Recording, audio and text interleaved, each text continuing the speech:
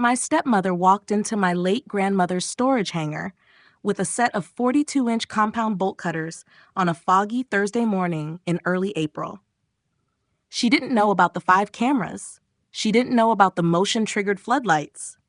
And she definitely didn't know I was sitting inside a narrow interview room at the Cedar Ridge Sheriff's Office when the monitoring company called my phone. But that part of the story only makes sense if you understand how we got there. How a woman with perfectly manicured nails and a vague job description ended up standing in front of a steel door that legally belonged to me. My name is Mara Ellison.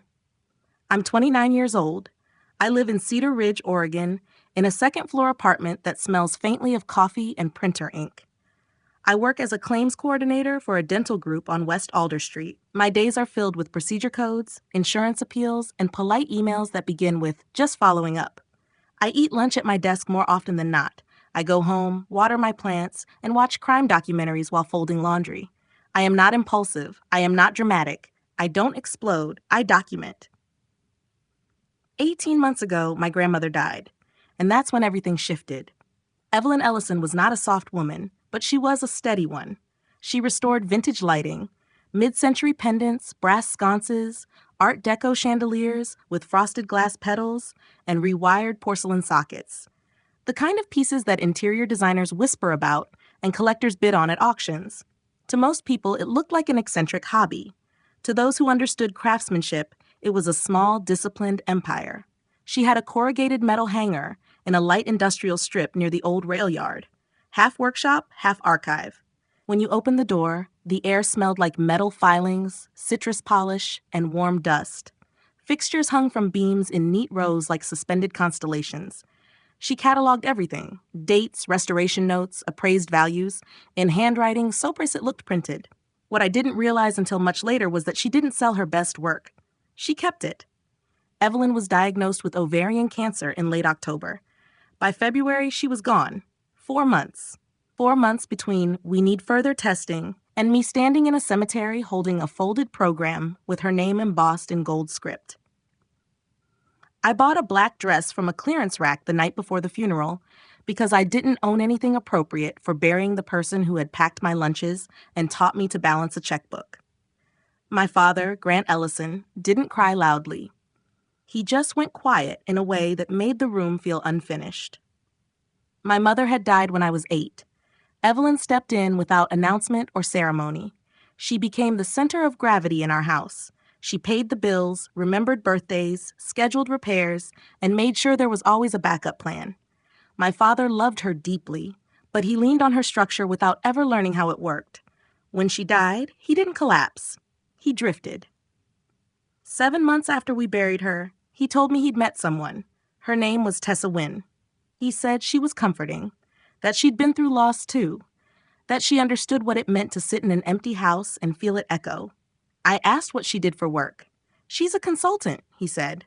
"For what?" I asked. He hesitated just long enough to matter. "Just consulting." They were married in June, a courthouse ceremony. No real notice. A single photograph posted online where my father's smile looked strained, like he wasn't sure whether to exhale. Tessa moved into Evelyn's house, the house Evelyn had owned outright for over 20 years, and within 2 weeks, she began what she called clearing energy. That was her phrase. Clearing energy.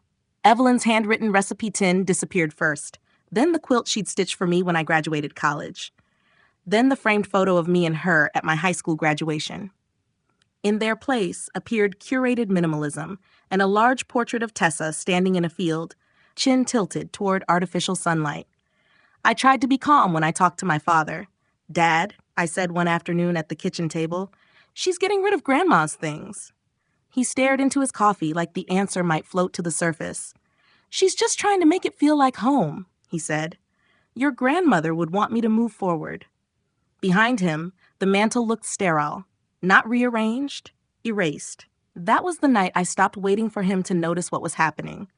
I began moving what mattered. A jewelry box, photo albums, letters Evelyn had written me during my first year of college, a velvet pouch with her everyday ring. I brought them to the hangar and locked them inside. Because people like Tessa don't just redecorate, they assess. They evaluate. They look for leverage. 2 months later, she found the hangar, or rather, she let me know she had. She mentioned it casually at dinner, slicing salmon with surgical precision. "So," she said lightly, "Evelyn had storage?" I didn't look up. "It's mine." Her fork paused. "What do you mean yours?" "It was transferred before she died," I said. "It's Lily in my name." Her smile didn't drop. It recalculated. "Well," she said brightly, "family should go through things together." "No," I said. After that, she stopped asking me and started planning. And that's how a woman in a cream blouse ended up standing in front of my grandmother's hangar with bolt cutters, convinced the only thing between her and everything inside was steel. She was wrong. After I told Tessa no, she stopped pretending the hangar was a sentimental curiosity and started treating it like a locked vault she simply hadn't cracked yet. She didn't confront me again at dinner. She didn't push in obvious ways. That wasn't her style. Instead, she adjusted. Within a week, my father began calling more often. "Mara, honey," he'd say, voice soft but rehearsed, "Tessa just wants to help organize things. It's not healthy to leave everything sitting untouched." Untouched. As if grief were clutter. As if Evelyn's life could be reduced to boxes needing rearrangement. I kept my responses short, calm, neutral. "It's not clutter," I'd say. "It's mine." Every time I held that line, I could almost feel Tessa recalibrating behind the scenes. Meanwhile, the spending accelerated. My father had always been predictable with money. Conservative. Methodical. The man drove the same pickup truck for 12 years because it still ran fine. He clipped coupons. He paid bills the day they arrived. Now there was a new SUV in the driveway. Not used, not practical. Brand new, fully loaded. Tessa's car, of course. There were delivery boxes stacked on the porch every time I drove by. Designer labels, decorative mirrors, a patio set that looked like it belonged at a boutique hotel in Palm Springs. Then came the wellness retreat in Sedona. 7 days. Red Rock views, private meditation sessions. Nearly $6,000. My father had never flown first class in his life. Suddenly, he was funding spa packages. The first time I saw the number that made my stomach drop, it wasn't even intentional. Tessa had shredded a bank envelope and tossed it in the recycling bin, assuming no one would bother piecing it together. I was there one afternoon while she was out. She had what she called a client lunch, and I noticed the torn logo. I shouldn't have dug through it. I did anyway. My father had withdrawn $28,000 from his retirement account. Not transferred. Withdrawn. There are moments when fear feels loud and chaotic, and then there are moments when it turns quiet and precise. That was one of those moments. I drove straight to the hangar that night. The fog had rolled in thick from the river, and the parking lot was empty except for my car and the distant hum of a freight train moving through town. I unlocked the door and stepped inside. The lights flickered on, illuminating rows of brass and glass, silent and patient. I hadn't spent real time there since Evelyn's funeral. The air still smelled like citrus oil and warm metal. I walked past the restored pendants and toward a stack of boxes in the back corner, ones I hadn't opened yet because I wasn't ready. I chose one at random. Inside were 2 leather-bound journals and a sealed envelope with my name written in Evelyn's careful, slanted script. For Mara, read when you need truth. My hands shook when I broke the seal. Evelyn's letter wasn't sentimental. It was deliberate. She wrote that in her final months, she had noticed my father taking calls outside, texting late at night, leaving the room when his phone buzzed. She told herself it was stress, that he was overwhelmed, that he was coping in his own way. But the calls kept coming. So she checked the phone records. One number appeared again and again, multiple times a day. She wrote the number down. She looked it up. Tessa Wynn. Not someone he met at a grief group months after her death. Someone who had already found him while she was still alive. While she was sitting in oncology waiting rooms. While she was rationing her energy between chemo appointments. Tessa had positioned herself before the vacancy even existed. Evelyn didn't confront my father. She wrote that she didn't have the strength to fight a war that wouldn't save her. Instead, she used what time she had to protect me. She transferred the hangar into my name. She updated her will. She left explicit instructions with the facility manager. No access without my physical presence and government ID. And then she wrote the line I still hear in my head when things feel unsteady. Your father is not cruel. He is soft. Soft men attract sharp women. I sat on that concrete floor for a long time after finishing the letter. The journals were even more detailed. Dates, observations, notes about moving certain high-value fixtures into the hangar during the months before her death. And then I found the inventory binder. Every piece cataloged, description, restoration date, estimated market value. I did the math twice because I didn't trust the first number. $312,000 in lighting. And that didn't include the heirlooms I had quietly moved there. This wasn't a storage unit. It was a target. And Tessa had recognized that before I did. I drove home that night with a clarity that surprised me. I couldn't rely on my father to see what was happening. I couldn't confront Tessa directly without warning her. And I couldn't afford to underestimate someone who had already run this play once before. Hope is not a strategy. Documentation is. So I began preparing, not emotionally, structurally. If Tessa wanted access, she was going to have to make a move, and when she did, I intended to be ready. The night I finished reading Evelyn's letter, I stopped feeling like a daughter reacting to chaos and started thinking like the granddaughter she raised. Evelyn never panicked. She prepared. So that's what I did. The following weekend, I drove back to the hangar with a legal pad and a list. 12 items. Numbered. Clear. Practical. If someone had been watching me from across the lot, they would have seen a woman in jeans and a windbreaker measuring door frames and checking sight lines like she was planning a renovation. In a way, I was. Security came first. The existing padlock was sturdy but ordinary. I replaced it with a commercial-grade shrouded lock designed for shipping containers. Steel body, hardened shackle, resistant to bolt cutters unless someone had serious time and noise on their side. Then I added a second lock on a reinforced steel hasp. 2 locks, 2 keys, both in my possession. Then came the cameras, 5 of them. One positioned directly above the door, angled downward to capture faces clearly. One wide angle covering the entire parking lot. One mounted discreetly near the side panel to catch anyone approaching from blind spots. 2 inside, aimed at the door and main aisle. All with 4K resolution, all with cloud backup, all connected to a monitoring service based right in Cedar Ridge. When I met with the monitoring rep, a calm man named Aaron, who looked like he drank black coffee and trusted spreadsheets, I gave him a single instruction.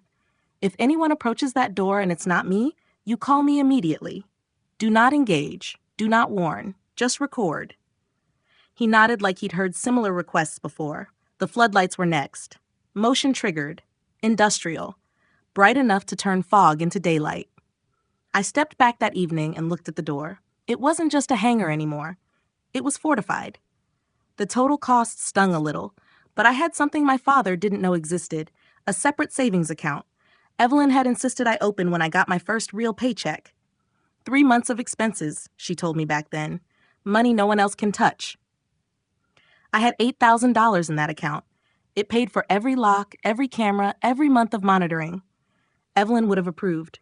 But hardware wasn't enough. I needed paper. I began documenting everything. Every text from Tessa asking when we could sit down and sort through the hangar together. Every call from my father repeating phrases that didn't sound like his own. Every time Tessa showed up at my apartment unannounced and tried to glance past me into my living room like she expected to see something she'd missed. I screenshot messages. I printed emails. I wrote down dates and times in a 3-ring binder with tabbed dividers. It felt excessive at first. Then it felt necessary. The deeper I dug into Tessa's background, the clearer the pattern became. She hadn't always been Tessa Wynn. She had previously been Tessa Hart. And before that, briefly, Tessa Mallory. In Nevada, she'd been married to a widower named Richard Hart for just under 2 years. Public court records showed disputes over unauthorized loans and accounts opened in his name. No conviction, not enough evidence, but the shape of it was familiar. Widower, isolation, financial bleed, departure. The more I read, the less this felt personal and the more it felt procedural. Tessa wasn't improvising, she was executing. And my father was next in line. I didn't confront him with what I'd found. Evelyn's letter had made one thing painfully clear.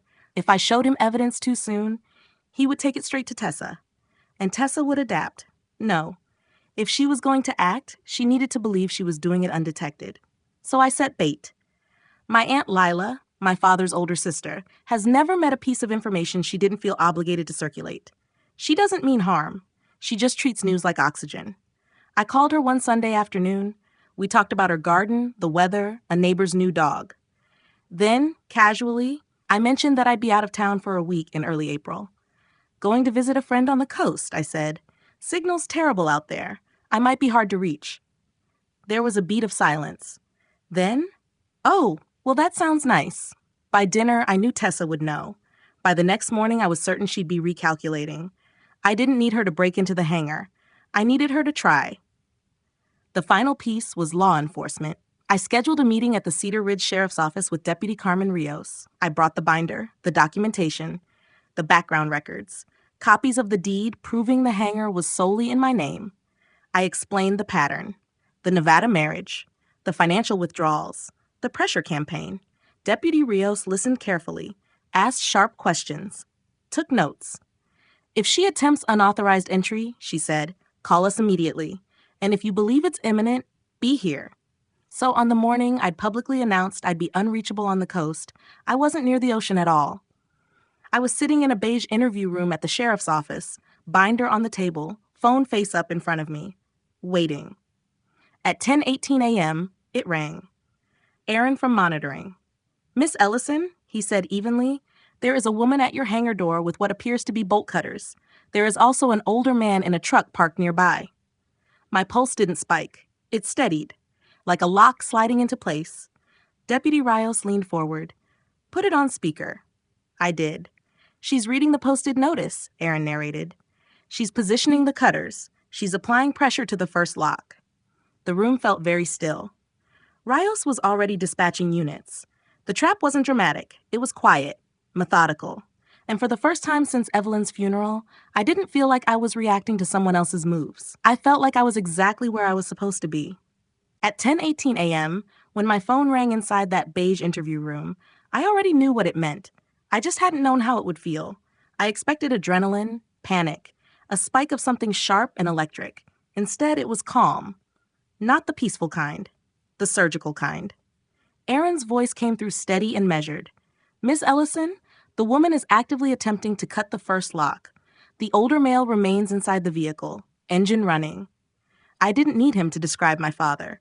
I could picture him perfectly, hands at 10 and 2 on the steering wheel, jaw tight, telling himself this was harmless, that it was family, that it would all make sense later. Deputy Rios motioned for the phone to stay on speaker and reached for her radio. Her tone shifted instantly into command mode. Unit 312, respond to industrial strip near the rail yard. Possible burglary in progress. No sirens, no lights, quiet approach. Because the point wasn't drama. The point was documentation. Aaron continued narrating in the background. She's through the first lock. There was a metallic snap, faint but unmistakable. I felt something tighten in my chest. Not fear. Confirmation. She's repositioning for the second. The second lock was the reinforced one, the expensive one, the one I had installed precisely to buy time.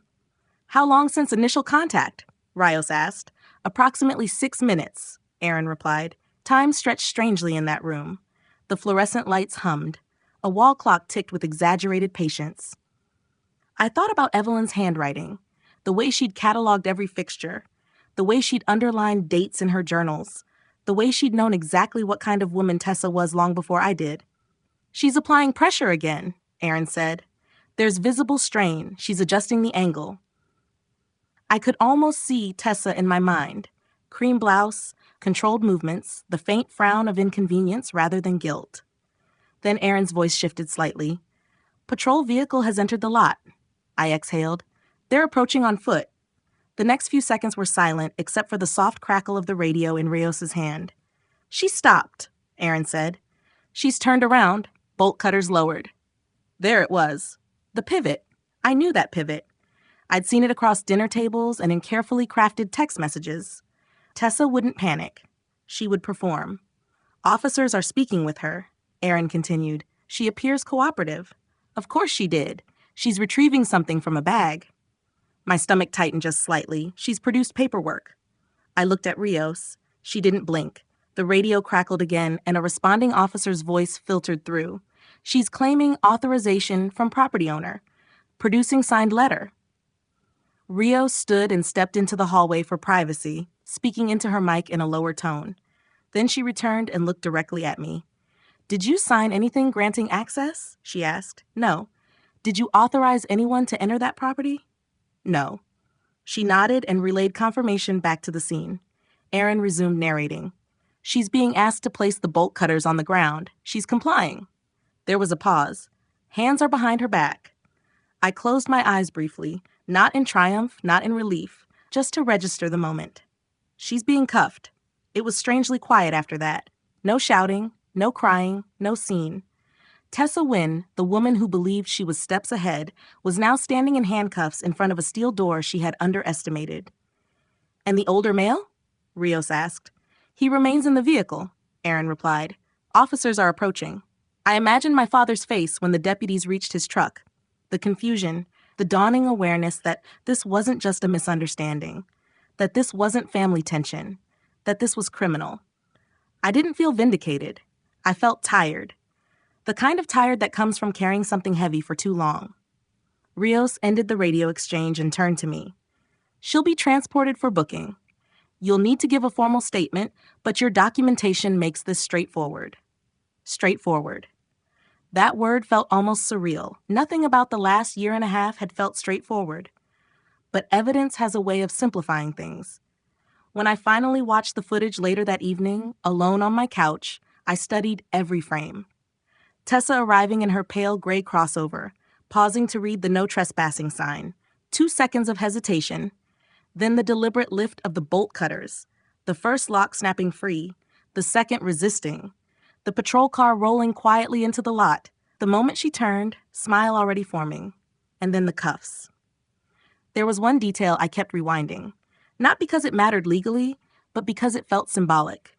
When she lowered the bolt cutters, a smear of dark grease streaked across the sleeve of her blouse, a visible mark, a stain she hadn't calculated. It felt small, almost petty to notice. But I did, because predators rely on polish, and grease doesn't polish off easily. 2 days later, the sheriff's office executed a search warrant at my father's house. They found the forged authorization letter in her bag, and in a desk drawer, Evelyn's old desk, they found something worse. A draft power of attorney granting Tessa full control over my father's finances. Unsigned, prepared, waiting. When Rios told me that, I didn't feel shock. I felt confirmation again. The hangar had never been the end goal. It had been leverage. And leverage only works when no one's watching. But we had been watching. Evelyn from her journals, me from behind 5 cameras. And on that foggy Thursday morning in early April, the woman with the bolt cutters finally learned something she hadn't expected. The door wasn't the only thing locked. The day after Tessa was arrested, my father showed up at my apartment without calling first. For a split second, when I heard the knock, my body reacted the way it had for months. Tight shoulders, shallow breath, bracing for another conversation where I'd have to defend something that was already mine. But when I opened the door, the man standing there didn't look defensive. He looked dismantled. His shirt was wrinkled. His hair hadn't been combed properly. There were deep crescents under his eyes like he hadn't slept. He didn't try to step inside. He didn't lead with anger or accusation. He just stood there and asked quietly, "Is it true?" I didn't make him clarify. "Was she talking to me?" he continued, voice thinning, "while your grandmother was still alive?" There are moments when you want to soften the truth for someone you love. This wasn't one of them. I walked to my bedroom, opened the fireproof lockbox, and brought back Evelyn's letter. I didn't summarize it. I didn't explain it. I handed it to him and stepped aside. He sat at my small kitchen table, the same one I'd bought secondhand when I moved out of his house, and unfolded the pages. The apartment was silent except for the faint hum of the refrigerator. He read slowly. Halfway through, his hands began to tremble. Not dramatically, not violently. Just small tremors like his body was struggling to hold something too heavy to carry. When he reached the line about him being soft, about soft men attracting sharp women, he stopped. He pressed his palms flat against the table as if he needed something solid under them. He didn't cry loudly. He didn't defend himself. He just sat there absorbing the fact that while his mother was sitting in oncology waiting rooms, He had already been building something with someone else. And that someone else had been building something far more calculated. When he finished reading, he folded the letter carefully. Too carefully, like it might tear if he handled it wrong. "I didn't protect anyone," he said. "It wasn't a question." "No," I said gently. "You didn't." That was the first honest conversation we'd had in months. 3 days later, investigators told us about the forged power of attorney they'd found in the desk drawer at the house. It would have given Tessa full control over his bank accounts, retirement funds, property, everything. He hadn't signed it. He hadn't seen it. But it had been drafted, typed, ready. The hangar had never been the final objective. It was a test run.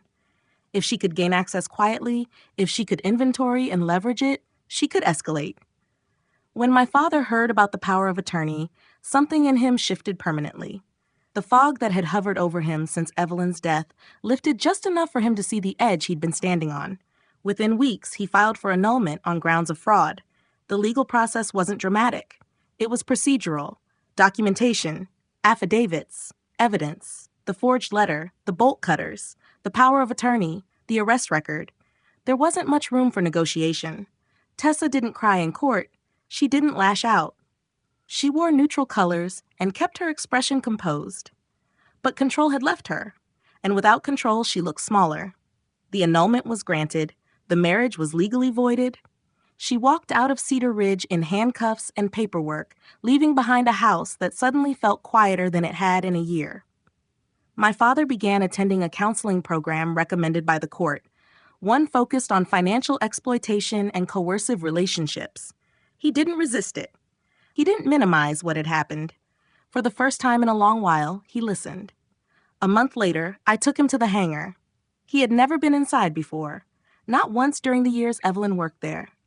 When he stepped through the door, he stopped immediately. Rows of restored fixtures hung from the beams like suspended history. Brass polished to a warm glow, glass shades without a single crack, wires rewound by steady hands. He walked slowly down the center aisle. I showed him the inventory binder.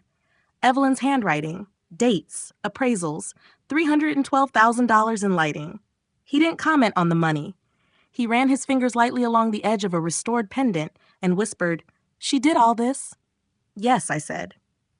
And in that moment, I think he finally understood something he had missed for decades. Evelyn hadn't just been the glue in our family. She had been the architect of structure, of stability, of foresight.